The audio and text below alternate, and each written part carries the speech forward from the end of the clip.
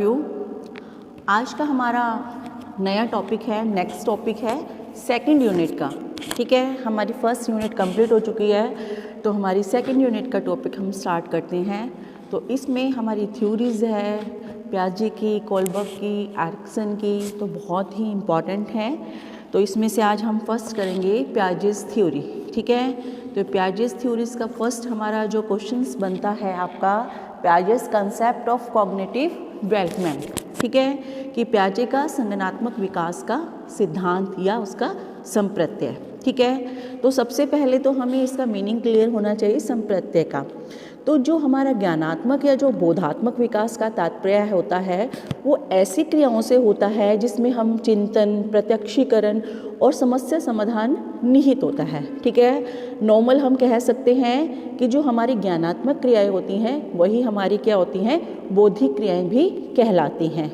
ठीक है बेटा, तो इस प्रकार हम कह सकते हैं कि समझने की शक्ति, स्मृति, तर्क शक्ति और बुद्धि का विकास, तो ये सब क्या है, हमारी बोधात्मक क्रियाएं।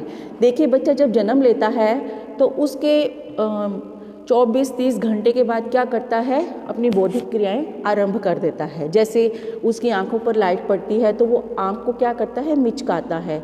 ठीक है, जोर से आवाज़ आती है, धीरे धीरे जब हम उसे चौंका देते हैं, कई बार जोर की आवाज़ से बच्चा एकदम डर जाता है, घबरा जाता है, तो ये भी क्या है, उसकी बौद्धिक क्रियाएं। ठीक है, उसकी पांचों इंद्रियां, सभी बालक की पांचों इंद्रियां, आँख, नाक, कान, जीभ और त्वचा, ठीक है, धीरे धीरे क्या होती है, क्रियाशील होने लगती है, क्रियाशील हो जाती है। तो टाइम टू टाइम सभी की पांचों इंद्रियां, और इन जो समस्त शक्तियों के सामूहिक होता है, संतुलन होता है और विकास होता है, इसको ही हम क्या बोलते हैं, ज्ञानात्मक विकास। अब है मीनिंग ऑफ कॉग्निशन या संज्ञान। संज्ञान क्या अर्थ है, देखिए संज्ञान क्या है, वह मानसिक प्रक्रिया है जिसके द्वारा जीव को किसी वस्तु, घटना या परिस्थिति का बोध होता है या ज्ञान होता है। ठीक है, तो इसमें हम क्या कर सकते हैं, 3 कोटियों में समस्त इन तीनों चीज़ों को हम मानसिक क्रियाओं को वर्गीकृत कर सकते हैं। संज्ञान जो कॉग्निशन है, उसके बाद अफेक्शन है और उसके बाद कनेक्शन है। ठीक है, ये तीनों चीज़ें होती हैं, संज्ञान, भावबोध और क्रिया प्रवृत्ति। देखिए इसको हम एक एग्जाम्पल के सहारे समझते हैं, इसमें एक एग्जाम्पल के थ्रू। उदाहरण क्या है हमारा, एग्जाम्पल क्या है कि अचानक सामने भूमि पर रेंगते हुए एक जीव का हमारे अंदर, जीव को देखकर सर्प का बोध होता है कि सामने जो कोई जीव है उसको रेंगते हुए देखकर हमारे जो अंदर का भाव क्या होगा, सर्प का बोध, हमें क्या होएगा कि सांप है। ठीक है, तो और उसके बाद ये क्या है, हमारा कॉग्निशन हो गया। उसके बाद जो अंदर की प्रवृत्ति है वो कैसी होगी, हमारी भय लगेगा, हमें भय की प्रवृत्ति होगी, वो क्या है, आपका भावबोध है। ठीक है, कहने का मतलब अफेक्शन है। और जो तीसरी स्थिति है कि हम ये सब देखकर वहाँ से भागने की तत्परता रखते हैं, तो ये क्या है, आपका कनेक्शन है। ठीक है, तो इस तरह से हमारी जो संज्ञान है उसकी प्रवृत्ति कंप्लीट होती है।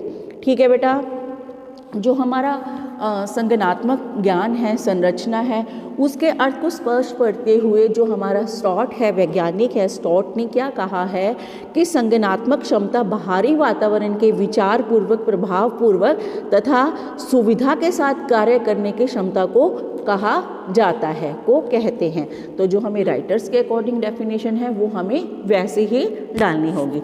मेन क्या है इसमें, बौद्धिक क्रियाओं का विकास होना। ठीक है बेटा, उसके बाद है हमारा importance of Piaget's cognitive development theory, कि जो पियाजे का संज्ञानात्मक सिद्धांत है इसका महत्व और इसकी उपयोगिता क्या है। देखिए सबसे पहले जो कॉग्निटिव एबिलिटी है, हमारी ज्ञानात्मक योग्यताएं हैं, उसकी विकास की हम प्रक्रिया को जानने के पश्चात ही बौद्धिक विकास में हमें सहायता मिलती है।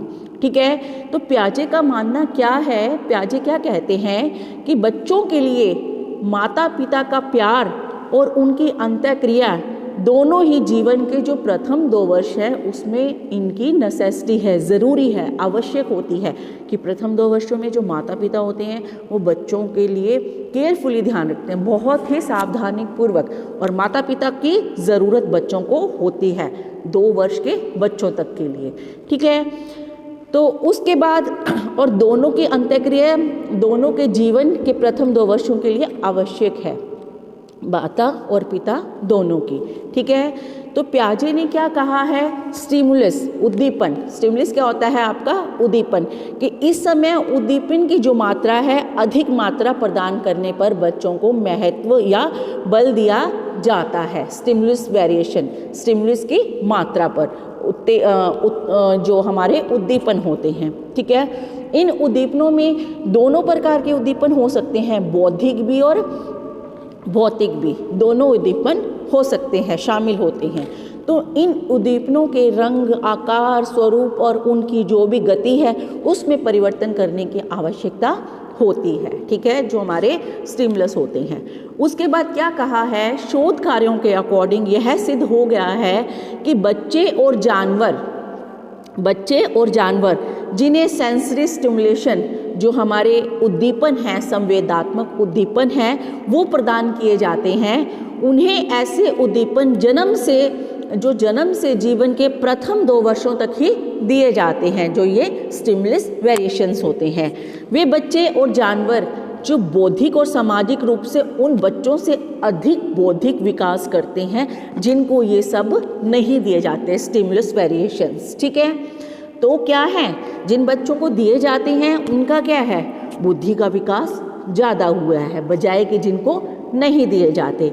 ठीक है, लेकिन यह जानकर हम इस प्रकार कह सकते हैं कि विकास को तीव्र किया जा सकता है इनके द्वारा, उद्दीपनों के द्वारा। ठीक है, तो पियाजे ने इस बात पर भी बल दिया है कि बच्चों को इस विकास का जो बोध है, जो विकास का मतलब कहने का बोझ क्या है कि उनके ऊपर प्रेशर ज़्यादा नहीं डालना चाहिए कि उनको बहुत एक्स्ट्रा ऑर्डिनरी सिखा दिया जाए। ठीक है, तो उससे क्या होता है, उनके माइंड पर प्रेशर हो जाता है, इसलिए बच्चों के विकास में उनके दिमाग पर ज़्यादा बोझ भी नहीं डालना चाहिए।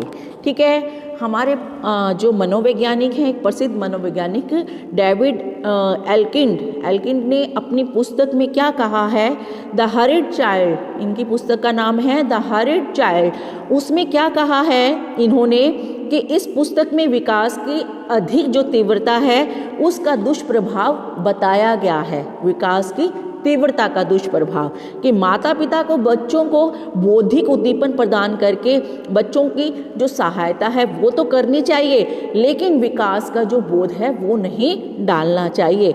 बच्चों को उनके स्तर से अधिक कार्य करने के लिए उनको नहीं कहना चाहिए, जितना कार्य वो कर सकते हैं वहीं तक उनको सीमित रखना चाहिए, बहुत अधिक एक्स्ट्रा ऑर्डिनरी कार्य उनसे नहीं करवाना चाहिए, नहीं तो उनका माइंड पर प्रेशर पड़ जाता है, तो इसका उल्टा प्रभाव पड़ता है।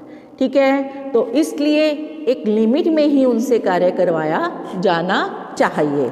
ठीक है, उसके बाद नेक्स्ट हमारा है, इसमें क्या बताया गया है कि बच्चों के विकास में जो अध्ययन है उसमें मनोवैज्ञानिकों ने जो पियाजे के विचारों को बहुत अधिक प्रभाव पड़ा है दूसरे मनोवैज्ञानिकों पर। ठीक है, जो पियाजे की थ्योरी का, तो छोटे बच्चों के जो अध्ययनों में बच्चों के विकास का जो मापन है वो विभिन्न आयु स्तरों को एक ही कार्य देकर किया जाता है। ठीक है, कि बहुत सारे आयु स्तर के बच्चे हैं, उनको अगर हम एक ही कार्य देंगे तो वो किस प्रकार करेंगे। देखिए, जो बच्चे उस कार्य को नहीं कर पाते हैं उनके अंदर ज्ञानात्मक रूप से वो क्या है, दुर्बल हैं, क्योंकि वो कार्य नहीं कर पाए तो वो क्या है, दुर्बल माने जाते हैं, जो उनका बौद्धिक स्तर है। उसके बाद जेलमन के अकॉर्डिंग उन्होंने क्या कहा है कि बहुत सारी रिसर्च से क्या पता चला है कि बच्चों के जो ज्ञानात्मक विकास को समझने के लिए क्या होना ज़रूरी है, मनोवैज्ञानिकों को विभिन्न आयु स्तरों के जो बच्चे हैं उससे भिन्न प्रश्न है, अलग अलग तरह के प्रश्न पूछने चाहिए। ठीक है, तो उसके बाद क्या कहा है कि जो 2 वर्षीय बालक है अपने वाक्यों की लंबाई को क्या कर देता है, वो बदल देता है, क्योंकि जो छोटा है एज ग्रुप में वो जो बोलेगा हम उससे क्वेश्चन करेंगे, वो क्वेश्चन का जवाब देगा वो छोटे स्तर पर देगा, जो 2 वर्ष का बालक है, 2 इयर्स का। ठीक है, वो छोटे स्तर पर जवाब देता है, और अपना इस तरह से बच्चों के लेवल का पता चल जाता है कि कौन सा बच्चा किस लेवल का कार्य कर सकता है। ठीक है बेटा, तो इस प्रकार हमारे 2 वर्षीय बच्चे अपनी पुस्तक में कैसे चित्रों और एग्जाम्पल्स को दिखाने के लिए, अपनी माँ को दिखाने के लिए पुस्तक को उल्टी भी कर देते हैं, ये भी साथ साथ बताया गया है। ठीक है, क्योंकि वो माता पिता के लिए बहुत ही प्रोसेसिव होती हैं, जो कुछ भी मानते हैं वो 2 वर्ष के बच्चों का जैसे भी पालन पोषण माता और पिता के द्वारा ही अधिक किया जाता है। ठीक है, प्याजे के अकॉर्डिंग। उसके बाद क्या कहा है प्याजे ने, जो विचार है इन सबको थोड़ा शॉर्ट में बताया है कि सबसे पहले है जो जीवन के जो प्रथम 2 वर्ष हैं वो बौद्धिक विकास के लिए ज़रूरी हैं, उसमें माता पिता का प्यार और अंतःक्रिया अधिक आवश्यक है प्रथम 2 वर्ष के लिए। नेक्स्ट है जो स्टिमुलस वेरिएशन है, ये उद्दीपन है, उसकी मात्रा अधिक होनी चाहिए। ठीक है, तभी बच्चों का बौद्धिक विकास अधिक होता है। थर्ड है बच्चों को बौद्धिक और भौतिक दोनों उद्दीपन प्रदान करने चाहिए। स्टिमुलस दोनों तरह के, वो बौद्धिक भी होने चाहिए और भौतिक भी होने चाहिए। नेक्स्ट है प्याजे के अनुसार इस विकास का बोझ बच्चों पर अधिक नहीं डालना चाहिए। बच्चों को एक लिमिट में ही ज्ञान का जो प्रसार है वो उनके अंदर समाना, मतलब कहना है का मतलब ज्ञान का प्रसार उतना ही देना चाहिए जितना वो ग्रहण कर सकें, इससे ज़्यादा नहीं। ठीक है, उसके बाद है जो बच्चों के बौद्धिक उद्दीपन प्रदान जो किए जाते हैं उनको करने चाहिए, उनको उनकी आयु स्तर के अनुसार ही प्रदान किया जाना चाहिए। ठीक है, बच्चों को उनके आयु स्तर से अधिक कार्य नहीं करवाया जाना चाहिए। नेक्स्ट है आपका कि प्याजे के अनुसार जो बुद्धि है वातावरण के साथ जो सामंजस्य कोऑर्डिनेशन है वो स्थापित करने की प्रक्रिया है। ठीक है, तो प्रोसेस क्या होना चाहिए, उनके अंदर कोऑर्डिनेशन क्या है जो सही ढंग से हो सके। ठीक है, उसके बाद है प्रत्येक बालक को बौद्धिक विकास के कई स्तरों के श्रृंखला से गुजरना पड़ता है। तो इस प्रकार क्या है, ये जो प्याजे का बोधात्मक या ज्ञानात्मक सिद्धांत है और उसका कंसेप्ट है।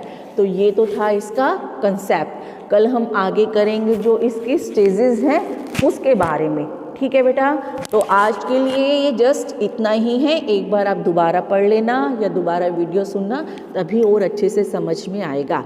तो आज के लिए इतना ही। Thank you.